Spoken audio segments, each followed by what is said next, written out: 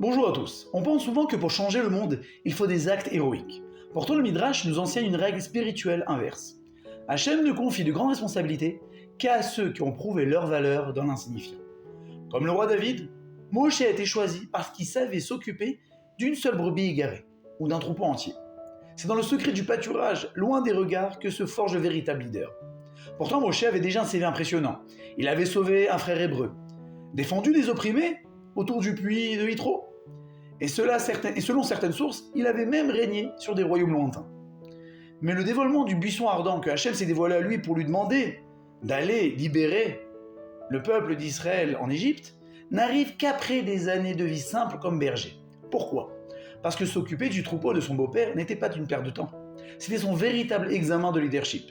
Celui qui est fidèle aux besoins d'une bête muette sera fidèle aux besoins d'un peuple. On retrouve cette idée avec les deux sages-femmes, Shifra et Poua. La Torah les définit ainsi, Shifra et Poua, alors que d'après certaines sources, ce serait Yocheved et Myriam, parce que une murmurait à l'oreille du nouveau-né pour l'apaiser, c'était Poua, et l'autre arrangeait les membres du nouveau-né pour qu'il soit en bonne santé, c'était Shifra. Pourtant, ce ne sont pas des titres de gloire militaire, mais des actions de douceur quotidienne. Leurs noms sont devenus leur essence. Elles ont désobéi à un tyran, elles ont mis leur vie en danger. Et pourtant, la Torah ne les appelle pas par cet acte de bravoure, mais les appelle par ces petits actes quotidiens qui ont construit leur identité. Mais comment ces petits gestes transforment-ils un nom ? D'abord, le fait que les petits actes contournent la peur du changement du cerveau pour créer sans effort violent des nouvelles habitudes.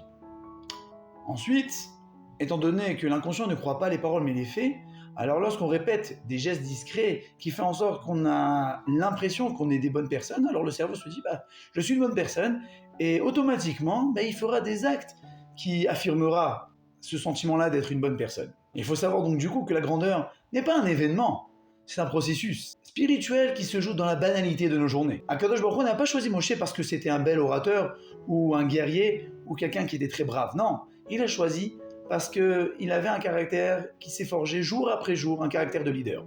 Geste après geste, brebis après brebis. Il ne faut jamais mépriser les petites actions d'aujourd'hui. C'est là que se prépare notre propre délivrance.